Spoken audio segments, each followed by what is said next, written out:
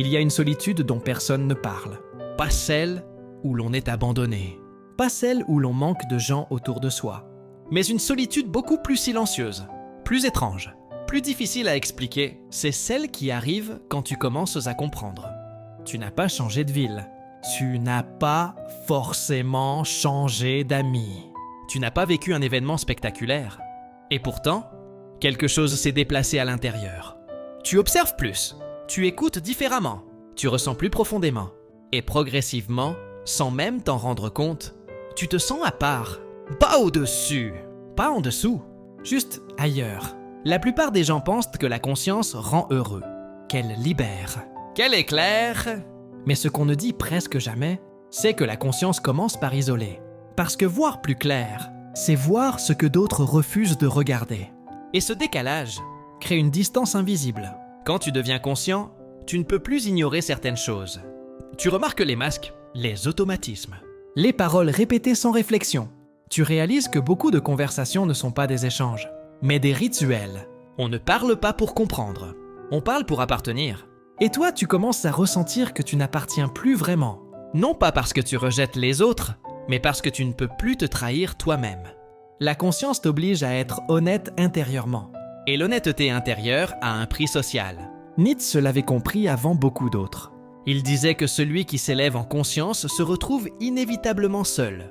Non pas parce qu'il méprise la foule, mais parce que la foule ne peut pas le suivre. Pas par manque d'intelligence, mais par manque de volonté. Parce que penser fait mal. Penser fatigue. Penser détruit les illusions confortables. Et la majorité des humains ne cherchent pas la vérité. Ils cherchent la tranquillité émotionnelle. La conscience dérange cette tranquillité. Quand tu deviens conscient, tu vois que beaucoup de vies sont vécues par défaut. Pas par choix, par habitude.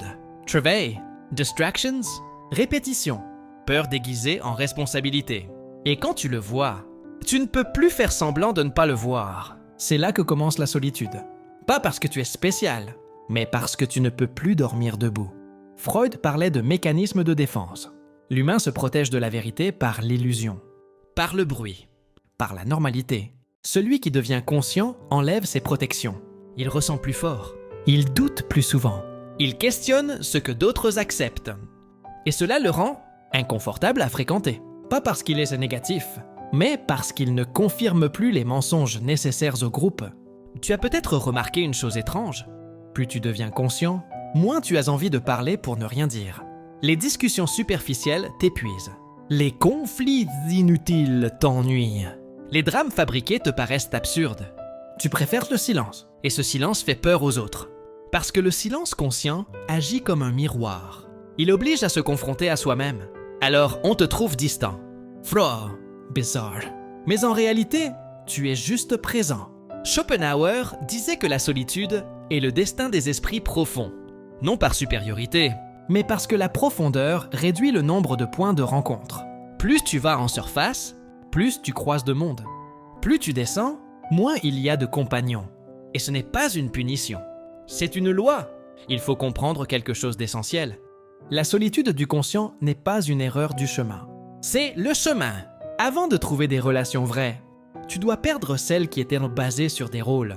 Avant de vivre aligné, tu dois traverser le vide. Avant de te comprendre, tu dois accepter de ne plus être compris par tout le monde. Beaucoup de gens, arrivés à ce stade, font demi-tour. Ils retournent à l'inconscience volontaire. Ils se replongent dans le bruit, dans la distraction, dans l'agitation. Parce que la solitude consciente fait peur. Elle enlève les béquilles. Elle te laisse seul avec toi-même. Mais c'est aussi là que quelque chose de fondamental se construit. Quand tu restes dans cette solitude, quand tu ne la fuis pas, elle se transforme. Elle cesse d'être un manque. Elle devient un espace de clarté, de cohérence, de vérité. Tu n'es plus dispersé, tu n'es plus tiraillé. Tu commences à vivre de l'intérieur. À ce moment-là, tu comprends que la plupart des relations humaines sont basées sur l'échange de besoins inconscients, besoin de validation, besoin de distraction, besoin d'appartenance. Et toi, tu n'es plus là pour combler ou être comblé. Tu es là pour être. Et cela change tout. La conscience te rend plus lent, plus attentif, plus mesuré. Dans un monde pressé, cela ressemble à de la faiblesse. Mais en réalité, c'est une forme de puissance silencieuse. Tu ne réagis plus automatiquement. Tu choisis, et choisir demande de la solitude. Plus tu deviens conscient, plus tu te rends compte que beaucoup de souffrances viennent de l'inconscience. Les conflits inutiles, les attentes irréalistes, les attachements destructeurs. Tu vois les schémas, et voir les schémas t'empêche de jouer certains jeux. Alors on te trouve distant, mais tu es juste libre intérieurement. La conscience ne te rend pas heureux au sens superficiel. Elle te rend lucide. Et la lucidité est parfois lourde, mais elle est réelle. Et avec le temps, elle apporte une paix que l'inconscience ne peut pas offrir. Un jour sans prévenir, tu rencontres quelqu'un qui te comprend sans trop parler. Pas parce que vous pensez la même chose, mais parce que vous regardez dans la même direction. Ces rencontres sont rares, mais elles sont vraies. Et elles n'auraient pas été possibles sans la traversée de la solitude. C'est pour ça que la conscience n'est pas une destination. C'est un processus, un passage, une mue intérieure. Tu perds des couches, des identités, des illusions. Et à mesure que tu perds, tu te rapproches de toi-même. Si tu te sens seul aujourd'hui, ne te demande pas immédiatement ce qui ne va pas chez toi. Demande-toi plutôt ce que tu vois maintenant, que tu ne voyais pas avant. La solitude consciente n'est pas un échec social. C'est souvent un signe de croissance intérieure. Tout le monde ne peut pas t'accompagner là où tu vas, et ce n'est la faute de personne. La conscience n'est pas élitiste.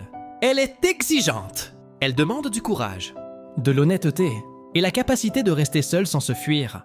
Plus tu deviens conscient, moins tu as besoin d'être compris par tout le monde.